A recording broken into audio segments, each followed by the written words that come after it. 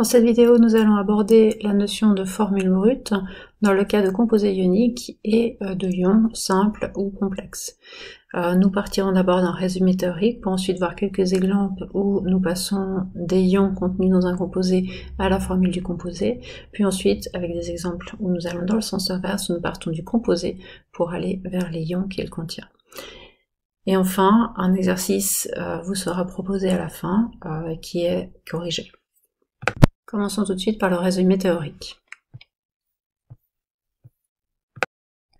Dans cette vidéo, nous allons brièvement revoir la notion de formule brute, et puis nous regarderons comment passer de la formule brute d'un composé ionique à la formule brute des ions qu'il sera capable de libérer si on le met dans l'eau.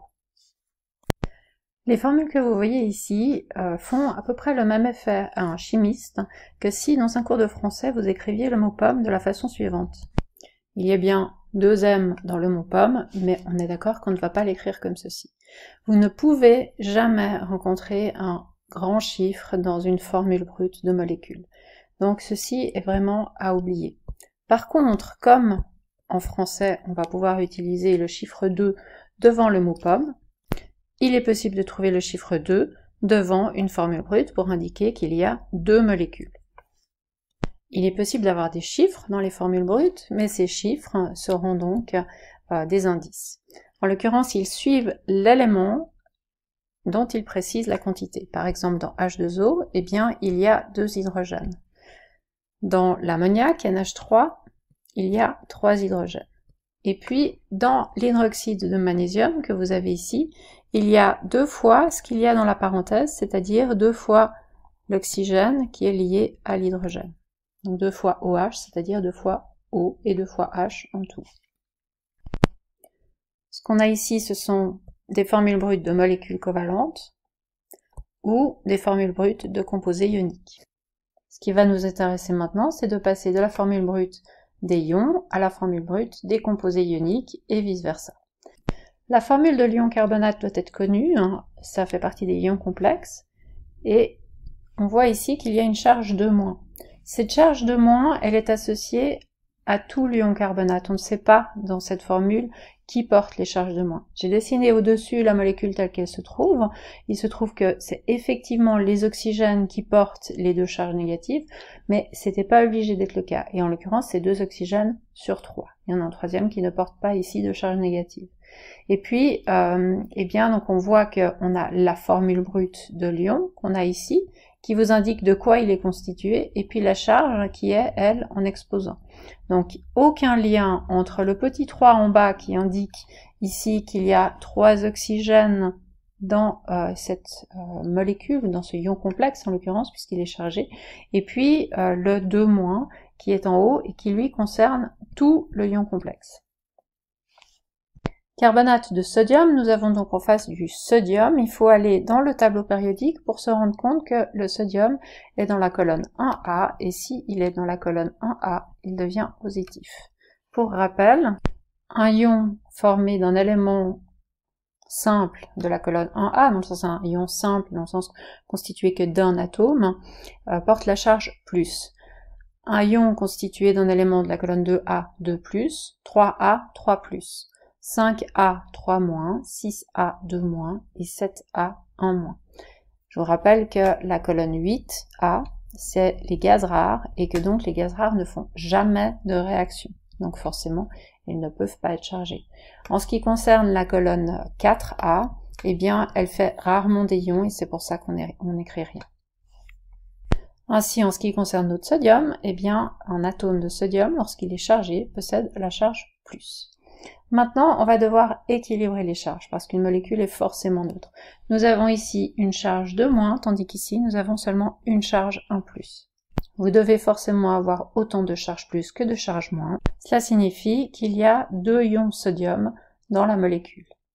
Maintenant, en ce qui concerne la formule de la molécule, eh bien, cette formule, elle indique toujours le cation avant l'anion, c'est-à-dire le ion positif avant le ion négatif. Donc on va indiquer en premier les sodiums, et puis on va devoir indiquer qu'ils sont 2 dans la molécule.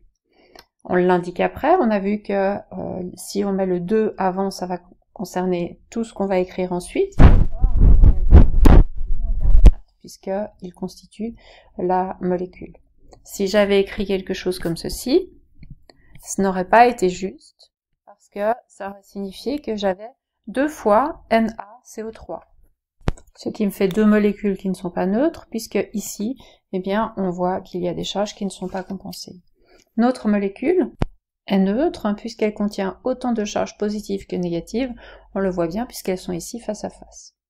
Attention quand on va dans l'autre sens, si on part de Na2CO3 et qu'on veut chercher les ions qu'il y a à l'intérieur, au lieu de construire comme ici la formule brute. Au moment de scinder Na2CO3, eh bien, on doit reconnaître, première chose, l'ion carbonate qui est ici et qui ne peut pas être cassé. C'est bien CO3 2-.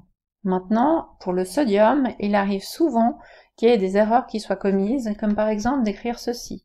Le Na+, reste lié 2 fois, par exemple. Ce qui est écrit ici, c'est qu'il y a 2 atomes de sodium qui sont liés ensemble et qui ne portent qu'une charge positive. Alors déjà, problème 1, il n'y a qu'une charge positive pour contrer les 2 charges négatives qui sont en face, donc ça c'est un problème. Et puis deuxième problème, c'est qu'on a 2 atomes de même élément qui sont liés ensemble alors qu'ils ont les 2 tendances à devenir positifs, donc ils vont pas du tout avoir intérêt à se lier ensemble.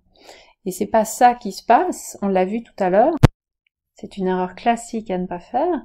Ce qui va se passer, c'est que les 2 Na+, vont se séparer. Ils vont partir chacun de leur côté, ils n'étaient pas liés avant, ils ne le seront pas après non plus. Les 2 sont positifs, ils n'ont aucun intérêt à aller à la rencontre l'un de l'autre, puisqu'en fait, ils se repoussent. Les ions décomposés ioniques sont libérés lorsque l'on dissout ceux-ci dans l'eau. On écrira la réaction ainsi. C'est ce qu'on appelle une réaction de dissociation. Voilà, j'espère que ceci vous permettra d'écrire des formules brutes les plus justes possibles et puis d'éviter des erreurs classiques qui sont en fait des horreurs pour les chimistes comme le 2 dans pomme pour un prof de français.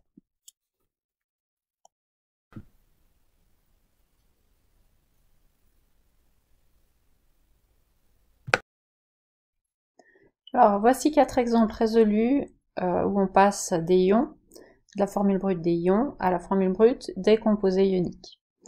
La première chose qu'on doit regarder, c'est cette histoire de charge. Une molécule doit forcément être neutre, donc nous avons ici 2 plus pour 1 moins. Il va falloir prendre une fois les 2 plus, mais 2 fois le 1 moins pour avoir une molécule qui est neutre. Ensuite, je vais essayer d'écrire une formule brute qui respecte les règles d'abord d'avoir l'ion positif, c'est-à-dire ici Mg2+, au début. Donc je vais commencer par Mg. Il est une fois, je n'ai pas besoin de l'indiquer, c'est un chiffre qu'on peut taire en chimie, on ne va pas indiquer le petit 1 ici en bas. Et puis on a OH qui est pris 2 fois. Alors le problème ici, c'est que si j'écris ceci, eh bien je n'aurai qu'une fois l'oxygène, mais 2 fois l'hydrogène. Or, c'est vraiment l'ion OH qui doit être pris 2 fois. On va donc devoir mettre une parenthèse autour du OH pour que toute la parenthèse soit concernée par le petit 2 que je vais rajouter ensuite. Pour la molécule suivante, donc on va raisonner de la même façon.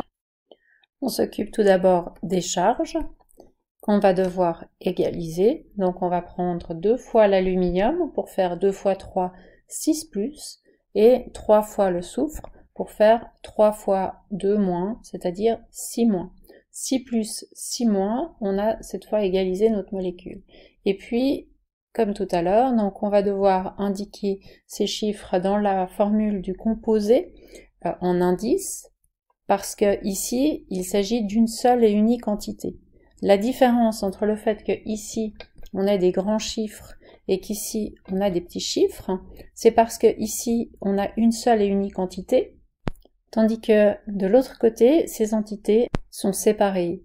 C'est un petit peu comme parler de 2 pommes et 3 pêches, et puis de mettre ces 2 pommes et ces 3 pêches dans un cajot, et puis de parler d'un cajot de fruits. On ne va pas avoir la même chose. Ici, on a une molécule, Al2S3, de sulfure d'aluminium. Et ici, on a 3 ions sulfure et 2 ions aluminium. Je continue ici avec l'ion ammonium qui est une fois positif et l'ion phosphate qui est 3 fois négatif. Attention, le 4 qui est ici en bas concerne les hydrogènes et n'a absolument aucun lien avec la charge positive de l'ammonium. Pour équilibrer ces 3 charges négatives, eh bien, je vais de prendre 3 fois une charge positive. Le NH4 est un ion complexe. Je vais devoir le mettre entre parenthèses pour pouvoir préciser que je le prends 3 fois. Ce ne sera pas nécessaire pour le phosphate qui, lui, n'est pris qu'une fois. Enfin, mon oxyde est 2-, tandis que le manganèse 7 porte la charge de 7+. Je vais donc devoir prendre 7 fois l'oxygène 2- et 2 fois le manganèse 7+, pour obtenir une molécule neutre, c'est-à-dire l'oxyde de manganèse 7, dont la formule sera Mn2O7.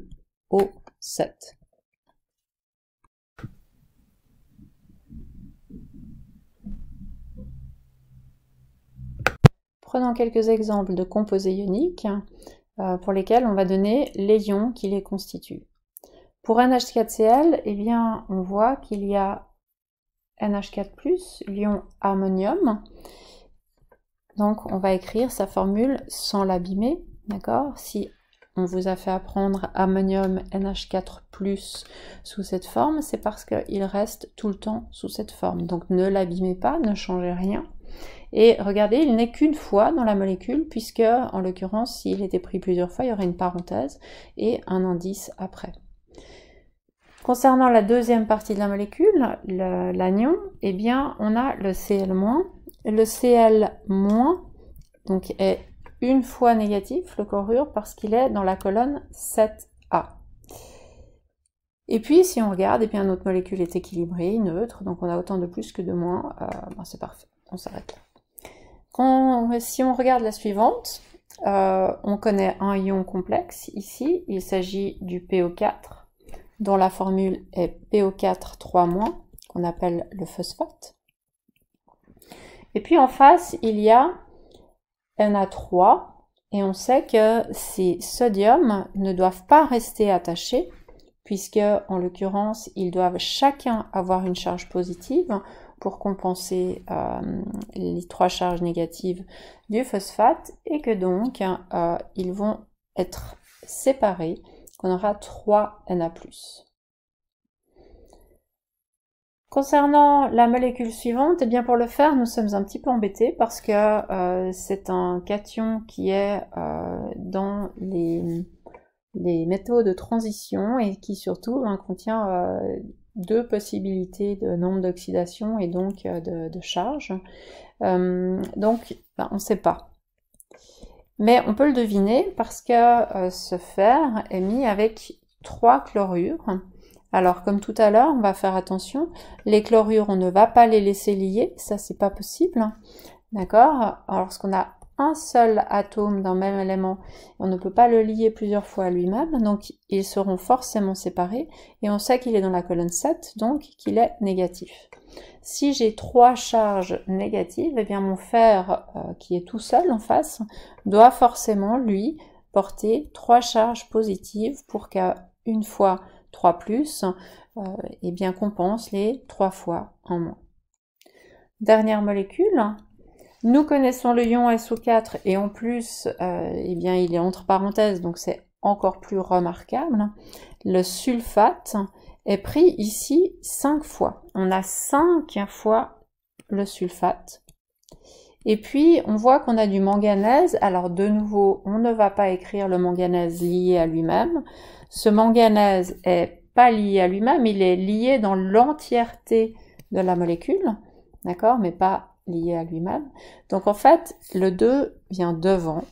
Et la question maintenant, c'est de trouver la charge du manganèse, parce qu'il s'agit à nouveau eh bien, d'un métal de transition pour lequel nous ne pouvons pas simplement savoir quelle charge il va porter. Il faut donc la deviner. On a ici 5 fois 2-, donc ça fait en tout 10-, ça signifie que de l'autre côté, on doit avoir 10+, et puis en l'occurrence, ils sont portés par 2 manganèse, ce qui signifie qu'on va avoir 2 fois la charge 5+. Voici pour ces quelques exemples qui, j'espère, sauront vous aider.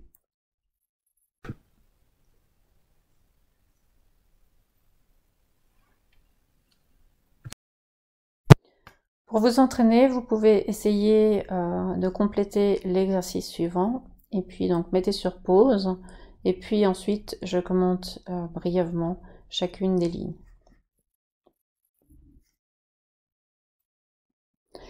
Alors pour la première ligne, le CaCl2, on voit qu'il y a 2 chlorures, et vu qu'il s'agit d'un ion simple, eh bien nous allons devoir les séparer. Nous savons que le chlore est dans la colonne 7 et que donc il possède la charge moins. Concernant le calcium, il n'y en a qu'un, il est dans la colonne 2, donc il possédera la charge 2+. Molécule suivante, le CO3, eh bien le CO, nous sommes embêtés, c'est un élément de transition, donc nous ne connaissons pas sa charge, nous savons juste qu'il y en a un, et puis nous savons que l'anion est un ion complexe que nous connaissons, le carbonate, CO3 2-. En l'occurrence, si le CO3 est 2- et qu'il n'est présent qu'une fois, ça veut dire qu'il y a 2 charges négatives à compenser, et en face, le cobalt devra donc être 2 fois positif. Concernant la molécule suivante que nous devons former, nous avons du fer 3+, et puis du nitrate 1-. Et nous devons commencer à raisonner sur la charge pour avoir quelque chose d'équilibré au niveau des charges. Pour avoir une molécule neutre, nous allons donc prendre un fer 3+, ce qui nous fait 3 charges positives, et 3 nitrates 1-. Attention, je rappelle que le 3 qui est ici en bas n'a absolument aucun lien avec le moins qui est en haut. Le 3 en bas indique qu'il y a 3 oxygènes dans la molécule, mais n'a aucun impact sur le moins qui est positionné en exposant. Du coup, pour écrire la formule brute du composé, eh bien, nous avons un fer, je vous rappelle qu'il n'y a pas besoin d'écrire le chiffre 1, et nous avons 3 nitrates, le nitrate étant un ion complexe, eh bien, nous sommes obligés de le mettre entre parenthèses pour indiquer qu'il y en a 3. Pour la molécule suivante, à nouveau, on se concentre sur les charges. À nouveau, ce 4 ici n'a rien à voir avec le plus qui est ici en haut. Il s'agit d'indiquer 4 hydrogènes, alors que la charge plus indique la charge du ion complexe. Et puis, nous avons en face, eh bien, 2- pour le sulfure. Pour pouvoir équilibrer ces charges, eh bien, nous allons prendre 2 ammonium, parce que 2 fois 1+, ça fait 2+, et ça compensera la charge du sulfure qu'on ne prendra qu'une fois. Pour écrire la formule de la molécule, le NH4 doit être pris 2 fois, c'est un ion complexe, on est obligé de mettre entre parenthèses pour que le 2 indique qu'il concerne toute la parenthèse, c'est-à-dire en l'occurrence tout l'ion ammonium, NH4+. Et puis nous allons rajouter simplement le S pour lequel nous n'indiquons pas un chiffre 1 puisque ce chiffre 1 est tacite en chimie, on n'a pas besoin de l'indiquer. On revient ici à séparer une molécule. Nous voyons que nous avons 2 fers. Donc pour rappel, les 2 fers, on va bien indiquer le 2 avant le fer, puisque ici il est séparé en ions, donc le 2 vient avant, on a une séparation. Et puis on voit que nous avons 3 sulfates, et nous savons que les ions sulfates sont 2-. 3 fois 2-, eh bien ça fait 6-. 6- à partager entre 2 fers, ça veut dire que chaque fer porte la charge 3+. L'aluminium 3+, avec le sulfite 2-, eh bien ce qu'on voit, c'est qu'on doit équilibrer ces charges qui ne sont pas équilibrées. On a du 3+ pour du 2-. Cela signifie qu'on est obligé de viser le plus petit multiple commun et de prendre 2 fois 3 aluminium, ce qui fait 6+, pour 3 fois 2 sulfite, ce qui fait 6-. Ce qui nous fera une molécule neutre, en l'occurrence le Al2SO3. Dernier cas, on vous propose une molécule qui contient un ion aluminium. Alors, tout ce que vous savez, c'est qu'il n'y a qu'un ion aluminium, et puis à côté, vous pouvez mettre plusieurs choses.